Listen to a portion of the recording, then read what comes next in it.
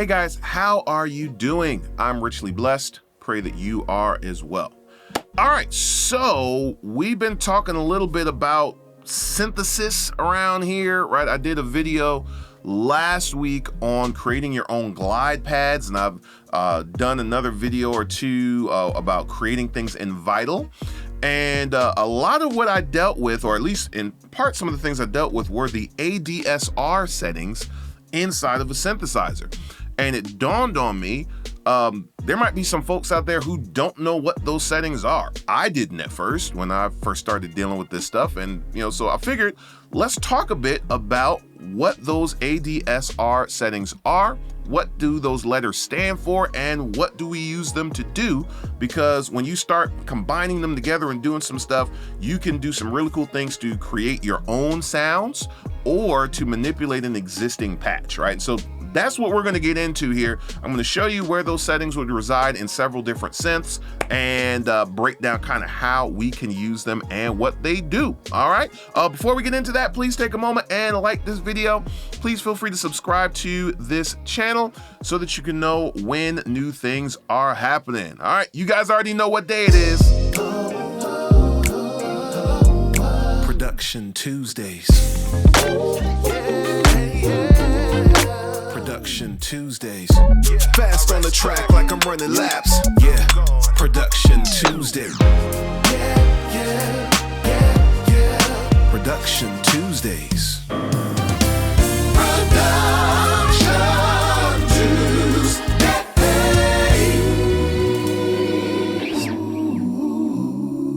At McCrae Music.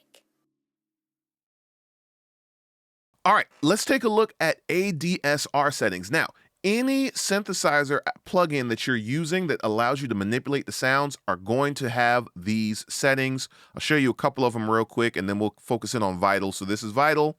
We can see ADSR right here. You'll see some additional things. I have Decay, or Delay rather. I have Hold. We're not going to worry about those, right? Here is Alchemy, and this is a synthesizer that is built into Logic Pro. If we take a look at Alchemy, right, if we were to go over to, normally you'd be here on the Browse section, right? If you go over here to Advanced, we'll see our ADSR settings here as well. We have Hold there too. And then here is the Anna 2 synth. This is a part of the Slate Digital plugin package.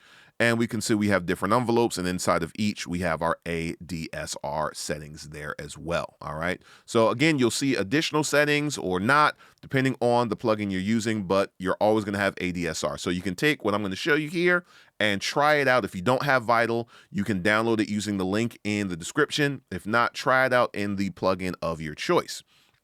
If you have not yet figured it out, A stands for attack, D stands for decay, S stands for sustain, and R stands for release. And these are all settings. I want you to think of these as ways to manipulate the volume properties of your wave, of your sound, right? They're going to allow us to control how long it takes for the sound when we press a key on our MIDI controller. How long does it take the sound to get to its peak volume, right? It's going to control how long does it take to get from the peak volume to nothing. It's going to control how long does it stay at its peak volume before it goes down to nothing, and it's going to control how long the note is going to ring out when we let go of our key on our MIDI controller. All right, so let's talk about each of these. I've got a simple sound loaded up here that I have created.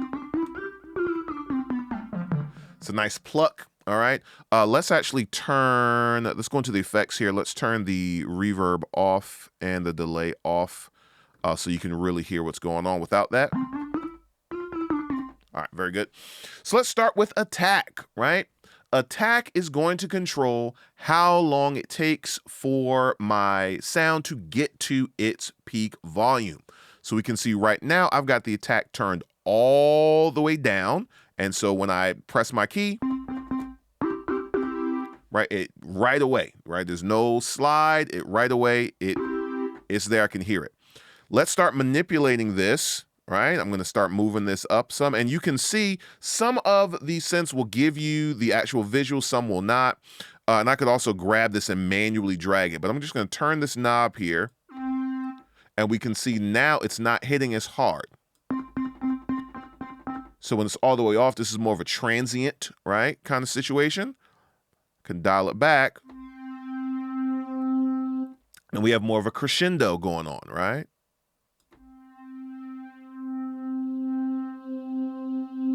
Right? So I can control this on something like a pluck, right? Which is what this is. I probably want this like very little attack or all the way to 0 so I can hit it and right away. But for something like maybe a pad, right? If I were to switch this to this glide pad that I have right here, I probably don't want that, right? So here I have a little bit of the attack pulled back so that when I press my key, it's not hitting as hard right away, right? So that is what attack is going to do for us. Let's go back to our pluck. And let's just turn those effects back off again real quick. All right, so that's what attack is going to do, right? Then we have decay. And decay is going to control how long it takes to then get to nothing. We're actually going to come back to decay in a little bit, but this is going to control how quickly it goes from its peak to where it's going to kind of stay, right? So we'll come back to that. Let's talk about sustain. Sustain is going to basically control the volume level that we want it to settle at, all right? So attack is going up to the peak. Sustain is basically where we want it to fall down to. And decay is going to control how fast it falls to that point, right?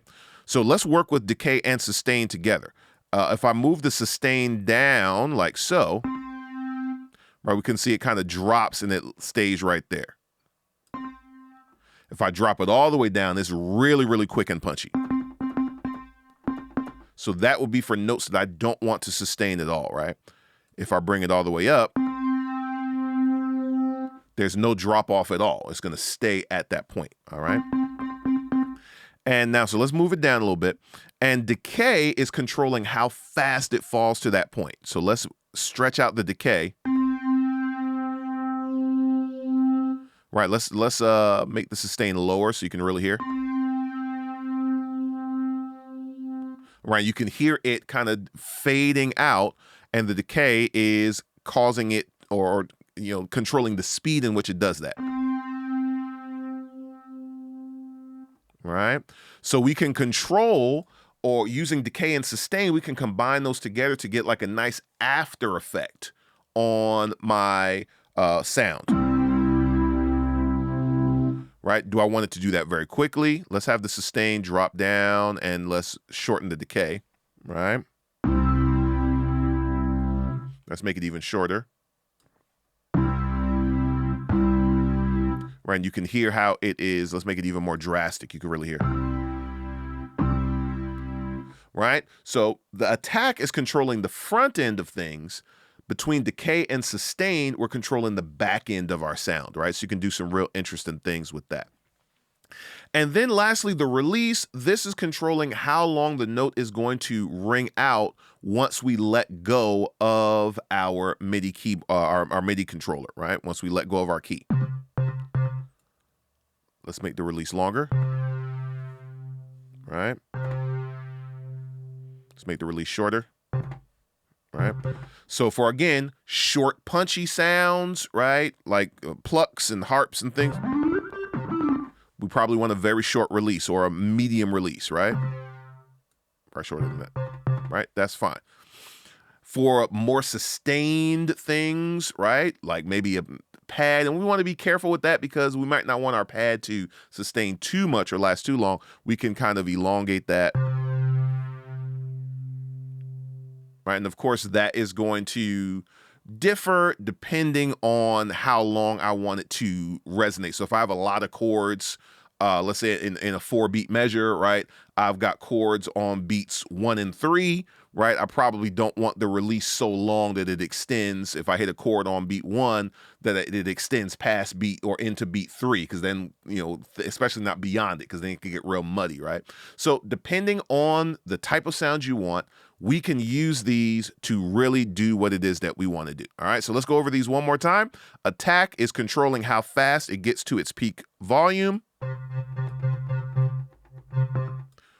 Decay is controlling how long it takes to fade from its peak volume to where we want it to reside. Sustain is where we want it to reside when it decays. And then release is how long we want it to ring out when we let go of our MIDI key. So play around with those settings and see what kind of interesting sounds you can make. Or the cool thing is you can take an existing patch, right? That's why I like when these settings are available in synthesizers like Alchemy, like Anna, right? We can take existing sounds and we can tweak them so that they fit within what it is we're producing at the time. Okay, so I hope that helped to shed some light on what those ADSR settings are and what you can use them to do, and I hope that kind of sparked some creativity. There are sparks happening around this area right now, right? And you want to go ahead and play around with those settings, so go ahead and do that. Get in the comment section if you have questions about these things or about other stuff that you would like to ask. Feel free to do that. I appreciate you guys' engagement. I try my best to respond at least in some way to every single comment, especially if you're asking a question. I definitely appreciate it. All right, see you guys again soon in another video. Peace.